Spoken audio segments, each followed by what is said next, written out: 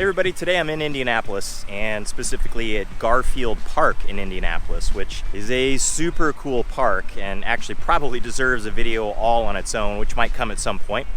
But in this video, I'm just here today on a blazing hot day to talk about a question I hear from time to time. Does it get hot in Indianapolis? Get lots of questions about the weather and different aspects of the weather, some interesting ones of course, but the heat is definitely one that comes up as well. So we're gonna get into the details of that. Stay tuned. Hey everybody, I'm Jason Compton with the Compton Home Group. Welcome back to the channel. If this is your first time to the channel and you want to know everything there is to know about living in Indianapolis or any of the surrounding cities and towns, then make sure you hit that subscribe button. Tap the little bell so you're notified every time we do a new video.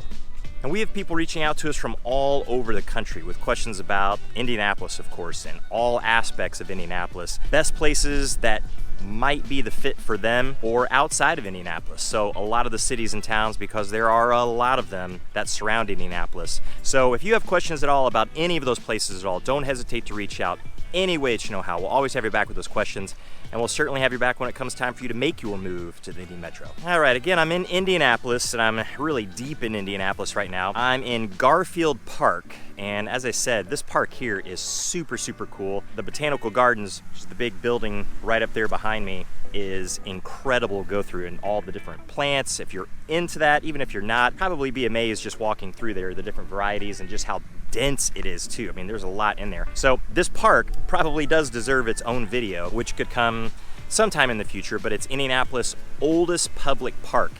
And it was actually put together before 1900, in the late 1800s. So it's been around a long, long time.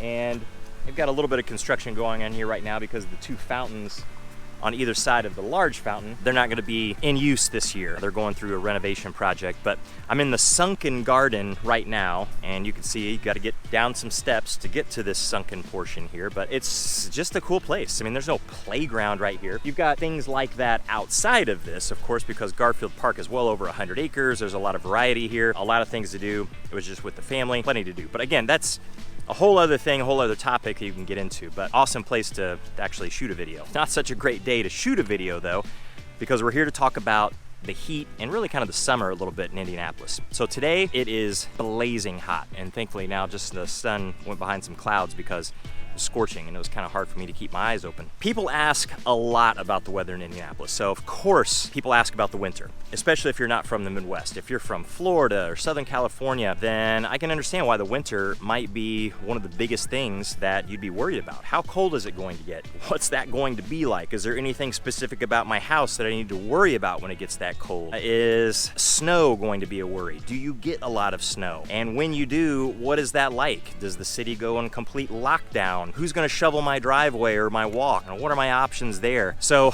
a lot of questions with that. Spring and fall too. I mean, people do have questions about that. We have fantastic spring and fall weather, especially the fall. The fall is probably my favorite out of all the seasons, but we get the tornado question as well. And there's a whole other video about that question. And what can I expect as far as tornadoes in Indiana? Absolutely, you can expect them. They will happen in Indiana. They're not gonna happen as often as they do in other states though. And they're usually out in rural areas. They're not very big, but it is a worry, and you could experience a tornado while you're living in Indiana, definitely. So those are major weather questions, but days like today, what are you going to want to do in the summer? I can tell you really right now, I don't want to be outside doing anything, much of anything at all, because I'm not even moving around that much, and I can feel the sweat dripping all over me. It is a hot day, and how hot? It's about 94 degrees right now, which to some of you, and if you live, again, in Southern California or in Arizona or Florida, like whatever, no big deal. The humidity here, it's teetering on 60% right now. It's like it's 59%, which makes it really uncomfortable. It doesn't matter if you're in the sun or if you're in the shade. You just kind of can't escape it. Your sweat just can't evaporate off your body, so it just blankets you and insulates you and makes you feel exceptionally uncomfortable. And then of course, in the evening as the temperature goes down, the humidity rises and it gets a little bit worse, so the nights can be a little bit sticky. It does get hot in Indianapolis. We actually get, across the seasons, all the extremes. So we get very cold winters, although most of the winter's not terrible. It's not gonna be like it is in the far north, but we can experience a little bit of what they have. We definitely have temperatures in the 20s. 20s. We get temperatures in the teens and actually even below zero. We do get some snow, although again, it's not extreme like it is in the northern states or even in northern Indiana, where you get some lake effect snow off of Lake Michigan. And in the summer, usually, I'll say usually, we get temperatures in the 80s. And it's fairly humid, but it's not southern states humid. It's not like Alabama, Mississippi, South Carolina, Florida, where it is just nasty, sticky a lot of the summer. Or even in, of course, Texas too. You can get into southern Texas and it can get pretty nasty, places like Houston. But we can get pieces of that, for sure. So we can have days where it will crack 90 degrees.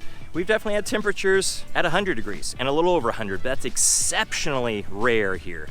Getting as hot as it is right now, where it's 94, 95, and there's a couple days where it's supposed to be 98 degrees. That's actually pretty rare for us. And this is June right now, so very late spring, going right into summer. And usually our hottest months are in July, August, where we can get those temperatures in the 80s, 84, 85, kind of depending on where you look. Those are usually the average high temperatures with some of that humidity. So that's definitely warm. But people in southern Florida, people in Houston, Texas, people in Arizona, they might look at us and think, that's just not that hot. But since we're not used to it, of course it's hot. And it can affect things that you do outdoors. So just as an example, so my kids' baseball games in the evenings, some of them were pushed back an hour just to try to get deeper into the evening where it's maybe just a little bit cooler with a heat index. You know, when the sun is like this, the humidity's like this, and there's not much wind, the heat index can get up to 105, 106 degrees or a little bit higher. So they push it back just to try to maybe beat a little bit of the heat and let that heat index come down just a little bit. So I've done that, and of course sometimes things outdoors are canceled because it's so hot. That's rare, but sometimes that happens. We actually went to a restaurant the other night in the evening and their patio was closed because of the excessive heat warnings. So that's a bit extreme when you get into the evenings, I think, because you could sit outside even though it's going to be sticky and uncomfortable. And if you want to sit outside, fantastic, but they closed it down, so it made the interior of the restaurant extremely busy, really crowded. Now I know there are other places, like I've been to Arizona multiple times, and of course you can sit down to eat in the winter, and or not in the winter, but in the summer. I've been to Arizona and Phoenix in July, and it was really hot. I mean, it was 110, 112 degrees, not humid, but who cares? That is just hot. It's just brutally hot. Even in the shade, it's still brutally hot. But the restaurants have misters and they have fans, and because the air is a little drier, you can cool it off some. Although they would still scoff and laugh and say, look, man, it's not that hot. In Houston, Florida, again, they would say, this is not that bad. This is something that we deal with, not on a short-term basis, but pretty much the entire summer. It's in the 90s, it's humid, it's just kind of the way it is, and sweating like I am right now. In fact, I'm gonna go over here to the shade just to get out of the sun a little bit. I know it might change the light on the camera some, but it's hot, it definitely is. So I'm not used to it. Now, I will say on the opposite end, I know people that live in Florida and have lived in Florida that are from here, and as far south as Fort Lauderdale in the winter, it's not cold, but it can get chilly. I know they've had wind chill warnings when the wind chill gets into the 30s. Now here we would laugh at that because of course we have temperatures that are actually at 0 or the teens or the 20s or 30s. So if your temperature is 15 or 20 degrees and then you get a nice 20-mile-an-hour wind, that is a real wind chill. And that actually kind of hurts your skin if you're out in it for very long. So that's definitely an extreme and something that we're a little bit more used to seeing than something like excessive heat and excessive humidity.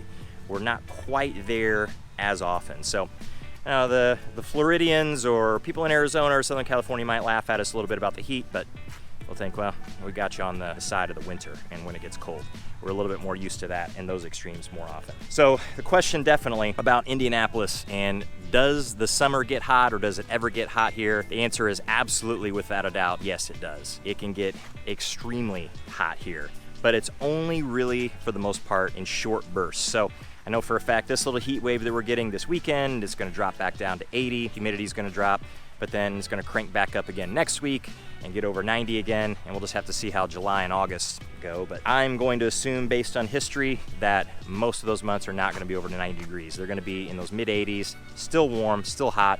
I would consider that a hot summer, but not an extreme hot summer like you're gonna get in some areas of the country. So if you have other questions about the weather, the climate, or anything like that in Indianapolis, just the experience of living here throughout the year, or any place within Indianapolis, or any of the surrounding towns, or cities for that matter, because there are some big cities, bigger cities that surround around Indianapolis and reach out any ways you know how.